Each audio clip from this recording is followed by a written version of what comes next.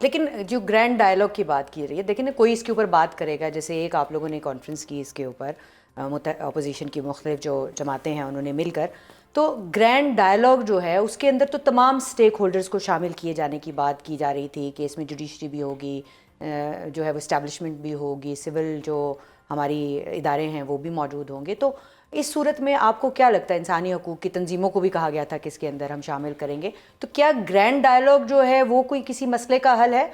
हो सकता है ऐसा कि 2026 जो है उसमें ग्रैंड डायलॉग हो जाए, मुज़ाकरात हों और किसी आगे बढ़ने के लिए कोई एक रास्ता जो है वो तय कर लिया जाए? नहीं, इसके अलावा रास्ता है नहीं।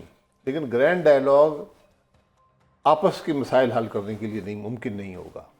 अच्छा। कि मुझे छोड़ दो, मुझे अंदर कर दो, क्यों अंदर किया, ये सब काम, और इलेक्शन क्यों चोरी हुआ, ये सब इन पे अगर आप जाएंगे तो फिर मसाइल का हल नहीं निकलेगा। आप जाएं मुल्क के मामलात पर कि मुल्क के मसाइल क्या हैं, उनका हल क्या है, और हल आज इस निफाक को दूर करने में है। ठीक है। मुल्क के अंदर एक इत्तेफाक पैदा करने में है, और इससे और बातचीत से ही मामला आगे चलेगा, और वो जो मुल्क के मसाइल का हल है उसी के अंदर सियासत का हल भी निकलेगा, उसी के अंदर जो अपोजिशन की डिमांड है वो भी आ जाएंगी। लेकिन अगर आप आपस में कि जी चलो तुम 3 साल हम हुकूमत कर लेते हैं, फिर इलेक्शन करा देंगे, फिर 2 साल तुम कर लेना, ये मामलात का हल नहीं है। हल क्या है फिर? हल यही है कि आपस में बैठे, माहौल देखिए, कोई बात करने के लिए तैयार नहीं है। वो जो बैठे वाली बात आप कर रहे हैं, देखिए कोई इनिशिएट करेगा ना, कहीं से कोई इनिशिएट करने के लिए तैयार नहीं है। अभी आज खबरें आ रही थी कि महमूद खान एचएकज़ई साहब को जो वो अपोजिशन लीडर बनाने के हवाले से पेशरफ जो है वो सामने आ रही है, और अब कोई डॉक्यूमेंटेशन जो है वो वहाँ से स्पीकर साहब की तरफ से मांगी गई है। तो अब ये एक और नया जो है वो सिलसिला शुरू हो गया है। तो ना अपोजिशन लीडर लगा, ना आपका जो है चीफ इलेक्शन कमिश्नर और मेंबर लगे वहाँ पर। तो वो जो 2025 के जितने मामला थे वो वहीं पर लिंगर ऑन है, जिनसे अवामी सतह के जो मामला हैं उनकी बात करें। ये सोच में खामी है, रवैये में कमी है, जो ये बातें हो रही हैं। अपोजिशन ने कह दिया ये हमारा लीडर है, बात खत्म है। आप क्यों, आप क्या कौन सी डॉक्यूमेंटेशन मांग रहे हैं? जो स्टाम्प पेपर पर लिख के लाए। कोर्ट में कुछ केसेस शायद पेंडिंग है, वो कह रहे हैं। कोर्ट में केसेस की क्या कोशिश किया जाता है? आप पार्लिमान है, पार्लिमान का अपना फैसला है, इसका कोर्ट से कोई ताल्लुक नहीं है कि विल नहीं है आपको लगता है कुछ? जी बिल्कुल नहीं, रवैया नहीं है, जमहूरी रवैया नहीं है, जमहूरी इक़दार ख़त्म हो गए, पार्लिमानी कदरें बिल्कुल नहीं है मुल्क के अंदर, एक दूसरे का ख्याल नहीं है। भाई आप एक हाउस के मेंबर हैं, सारे इलेक्टेड हैं, सो कॉल्ड, कुछ अक्सर सो कॉल्ड हैं जी। तो अब आपने अपोजिशन, आपने अपनी हुकूमत बना ली, आपने वजीर भी बना लिए, अपने पास वज़ीर आज़म भी बना लिया, सब कुछ बना लिया।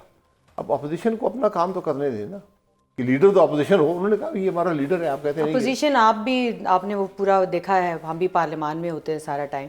अपोजिशन जाती है, जाके रौला रप्पा करती है, बाहर निकल आती है। किसी कानून साजी के अमल में अपोजिशन हिस्सा नहीं बनी। अपोजिशन इस वक्त कौन है? अपोजिशन पीटीआई है वहाँ पर, और अपोजिशन पीटीआई है और वो सिर्फ शोर करके जो है वो बाहर आ जाती है और कहती है कि या तो खान साहब को रिहा करें, कि पहले बात होती थी, अब रिहाई की बात कम होती है, अब कहते हैं खान साहब से मुलाकात करा दें। बात मुलाकात तक आ गई है। जी, ये तो रवैया गलत है ना। लेकिन आप जब अपोजिशन को भी मौका नहीं दें, कानून साजी की आप बात करती हैं, रात के अंधेरे में तो आइन की तरमीम होती है, कानून पता नहीं चलता कानून क्या पास हुआ और क्या लिखा गया। तो वो जमहूरी रवैये ही नहीं है, पार्लिमानी कदरें ख़त्म हो गई हैं, किसी को परवाह ही नहीं है कि हम क्या कर रहे हैं। वरना पार्लिमान में बात करने से पहले जो रूल्स हैं, जो मामलात हैं, उनको बड़े गौर से देखा जाता था, एक एक शिक को देखा जाता। अब परवाह ही नहीं है, अब जो मर्जी एक जंगल का कानून बन गया। तो अपोजिशन जो है उसको करने दें काम। वो अपोजिशन का काम है, उसने जाहिर है रिएक्ट करना है जो चीज़ें हो रही हैं, जिसकी आप भी निशानदेही कर रहे हैं। तो आपको लगता है कि अपोजिशन कोई 2026 का आगाज़ हो रहा है तो कोई स्ट्रीट मूवमेंट जो है वो करने में कामयाब होगी कि 2025 में जो इन वाक़यात की तरफ आपने निशानदेही की, विफाक की तरफ जो है वो जिस तरह से चढ़ाई की गई, उसके बाद से फिर कोई, उसके बाद जो है वो हमें कोई बड़ी तहरीक ऐसी दिखाई नहीं दी, दोबारा बात हो रही, तो आपको लगता है अपोजिशन जो है वो एचएकज़ई साहब की सदारत में कुछ तहरीक चलाने में कामयाब होगी और लोग भी निकलेंगे तहरीक के साथ? तहरीक के बहुत से तहरीक सिर्फ सड़क पे नहीं होती, पहले सबसे सोच की तहरीक होती है कि आप ये बात करें, आप बार बार ये बात करेंगे कि मुल्क का सिर्फ एक हल है कि मुल्क का निज़ाम आइन और कानून के मुताबिक हो, जिसे कहते हैं रूल ऑफ लॉ। इस पर अपोजिशन जब खड़ी रहे फिर ये मामला आगे चलेगा। बस अब 3 साल का मंसूबा बता रहे हैं आप? सर ये 30 साल का भी हो सकता है। अच्छा, जो हमें वक्त ज़ाया करने का बहुत हमारी वो तजर्बा है वक्त ज़ाया करने का, मुल्क का वक्त ज़ाया करने का। जी। हमने बहुत अशरे ज़ाया किए हैं, तो ये अभी भी कर सकते हैं, क्योंकि हमें किसी को समझ नहीं है कि मुल्क के मामलात हैं क्या, उनका हल क्या है ना। वो सिर्फ इक़्तिदार चाहते हैं, वो मुल्क के मामलात का हल नहीं चाहते। भाई साहब, आपको क्या लगता है कि ये जो 2025 है, इसमें लोएस्ट मोमेंट्स कौन से थे 2025 के?